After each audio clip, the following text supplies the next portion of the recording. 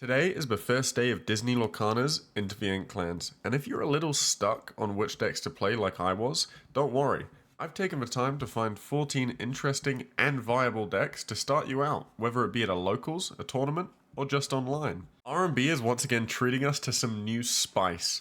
I think this is the most interesting new deck in set 3 as it features Ruby Steel, which has always been quite a weak ink combination due to getting most of its value from challenging in a bounce meta. But luckily for our motley pirate crew, in set 3 we now have access to location cards that force our opponent into playing the board before they lose to a very fast accumulation of lore. This also synergizes amazingly with our new location-based pirate powerhouses Jim Hawkins and John Silver. Pair these with our myriad of highly statted and rush cards. Thanks to Jolly Roger, you'll now be dominating your opponents in no time. For our second list, Sapphire Steel is back, baby. You know it's my favorite list and hopefully one of your guys' favorites too, and R&B has evolved it going into set 3 with a few adjustments to accommodate the new Sapphire heavy hitter Grandma Tala that grants us some extra lore reach after Belle's quested once or twice. We also have a small pirate package to assist our early game in the form of Captain Hook and Mr. Smee. Other than that, the list is mostly the same, except we have access to a new location removal card.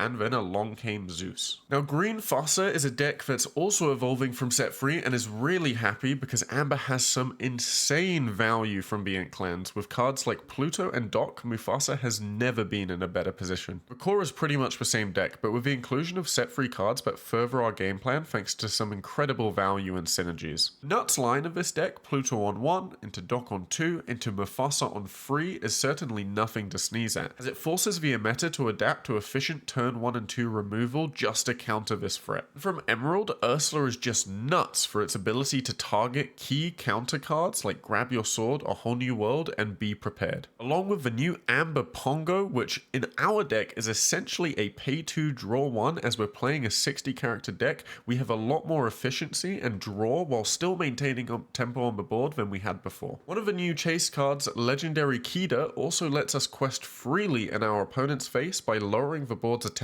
This only gets countered by rush effects and is an amazing card off a Mufasa trigger to protect your board. Finally, Big Pluto and Chernobog are just some very nice late game heavy hitters that we might pull off a Mufasa trigger, and if not, we can probably shift into or play thanks to Chernobog's discount. Definitely expect to see lots of Green Fossa going into the new meta. Next up is the Ruby sibling to Green Fossa, Red Fossa. This deck has probably benefited even more from the Pluto dock inclusions, as now it doesn't even need to run Lantern to hit some of its more top heavy cards like Maleficent Dragon. Ruby also has access to an incredible new tech card in the form of Madame Medusa. This not only counters aggro cards, but also a lot of key mid-game threats like Tragic Beast and Belle. Another Ruby edition, Prince Eric, is somehow even more insane than Kuzco's on death effect, as you can choose who you banish, and it doesn't even need to trigger from your opponent challenging into you. This card's honestly nuts. Plus, thanks to the removal of lanterns, we now have space to include maybe the best card to come out of Amber from the Inklands, the Bare Necessities. This card will both aid our aggression and protect our board. The hand info is a nice cherry on the cake, but removing any non-character card is just insane. Next up is Amethyst Steel Jafar combo, the most hyped deck of this set for sure. This is my good friend Phonetic's take on the list, who has a video on YouTube that you should go check out after this one. Key card of this archetype in set 3 is Jafar Striking Illusionist, who has the absolutely insane effect of when exerted, whenever we draw a card on our turn, we gain 1 lore, and that is for each card you draw. So if we sing Jafar to play A Whole New World, that's plus 7 lore. Then if we draw into another A Whole New World, we can play it again for another plus 7 lore,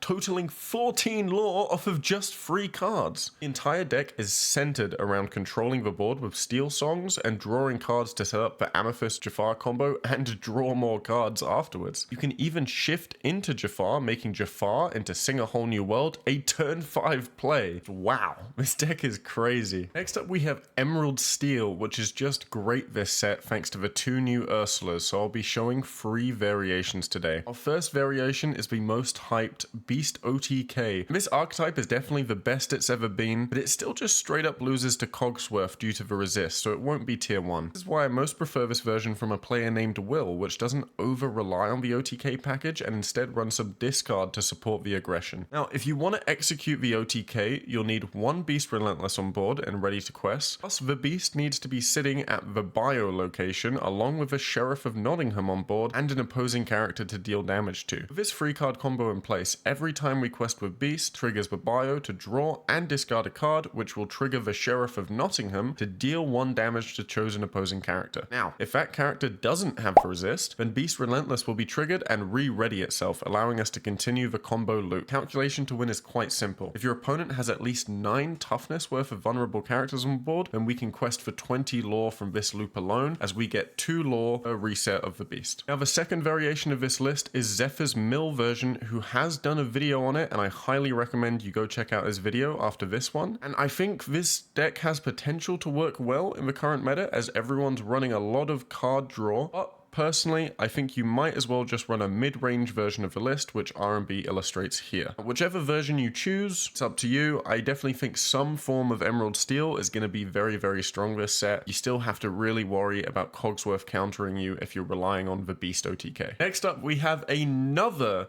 OTK deck. This one is genuinely an infinite lore one, and this list is from my good friend Specky, who again has a great video that you should go check out after watching this one. Now, this has gotten everyone excited on Twitter, but unfortunately it's just as unlikely to hit as the one that got everyone excited at the start of last set, so I don't think the OTK package is worth running, and that's because the prerequisites to complete this combo are as follows. 2x Pride lands on board with a Prince or King in both, this can be a Simba, 1x Merlin Shapeshifter on board and ready to quest, and 1x Snake on board and 1x Snake on hand, so that you can infinitely bounce the Snake with the Snake until you have enough lore to win from questing with Merlin. Now, a 5-card combo is obviously bad, as it's not very consistent, but this deck can still be a lot of fun, and Amber is just a solid core to pair with any ink this set, so I'd be scared of a more hyper-aggressive version of this list like we've seen in previous sets that takes advantage of the new set-free tools. As you've been seeing throughout this video, Amber decks have gotten a lot stronger this set, both in the aggro and song departments, and in this case, both Tiana aggro and Flute Song benefit heavily from the new powerhouses like Bare Necessities, Pluto, and Tiana's Palace. For Tiana aggro specifically, I think there's a lot of great ways to synergize with location cards like Maui's Island and Tiana's Palace, as we have bodyguard characters which can benefit from Maui's resist and act as a taunt, which makes the location feel like a less clunky mouse armor. If you're crazy enough, you could probably play both. Other than these new additions, Tiana aggro as a deck is mostly the same as last set, but there's probably more room for experimentation than R&B is showing here. Much like Tiana aggro, Steelsong is basically the same but better this set, thanks to all the new Amber cards we've already talked about in the video and some new Steel additions. Now, not only do we have the Bodyguard Keter that can shift into the new insane Amber Keter, but we also have another value generating machine of a 5-drop in Robin Hood, Champion of Sherwood. Like Keter, it's a shift free that quests for 2,